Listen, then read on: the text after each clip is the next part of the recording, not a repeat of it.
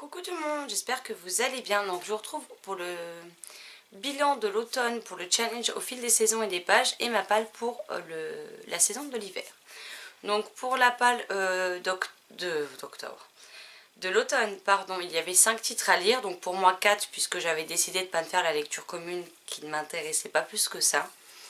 Et sur ces 4 livres, je n'ai lu qu'un livre, puisque j'ai lu lire un livre d'un auteur canadien avec le premier tome de Du Hold de Elsie Chapman chez Lumen.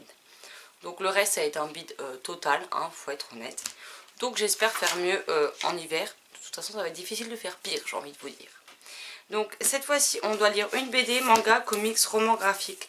Donc j'ai décidé de choisir le tome 2 de Chocolat et Vanilla de Moyoko Hano, publié chez Kurokawa Édition. Donc j'avais lu le premier tome je ne sais plus quand, sur un week-end à 1000 je crois. Non, le week-end en bulle de Steph. Donc je vais lire le tome 2 pour poursuivre cette série puisque j'ai 8 tomes dans ma pile à lire. Catégorie 2, lire un livre d'un auteur anglais. Donc là j'ai pris 7 secondes de Tom Easton publié chez Lumen qui est dans ma pile à lire depuis sa sortie et qui traîne toujours. Et il est sorti en septembre 2015. Il serait temps que je m'y mette. 3. Lire un roman qui se déroule en hiver. Donc là j'ai choisi L'Elfe du Grand Nord de Lucie Daniel Raby, publié chez Albin Michel Louise.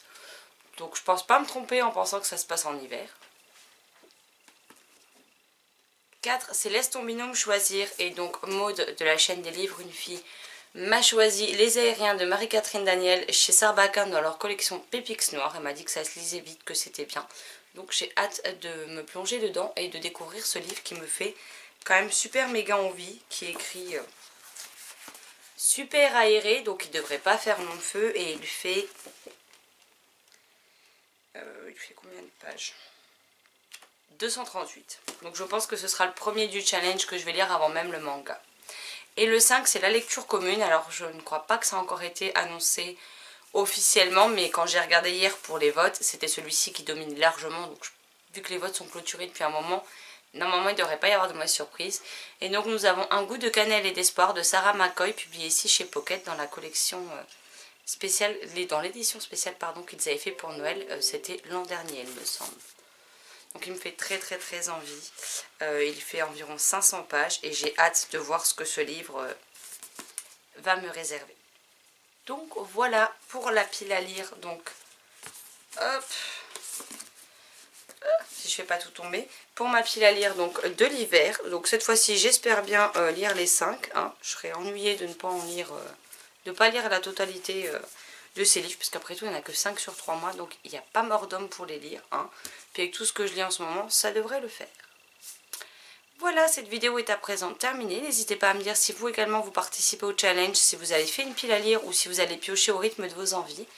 N'hésitez pas à me dire quels sont les titres parmi ceux que je vous ai présentés qui vous font envie, sur lesquels vous voulez des avis, ou au contraire des livres que vous avez déjà lus, ce que vous en avez pensé. N'hésitez pas, je me ferai comme d'habitude un plaisir de vous répondre dans les commentaires. Sur ce, je vous laisse là, je vous souhaite une très belle journée, de bonnes lectures et je vous dis à très vite dans une prochaine vidéo. Bye bye.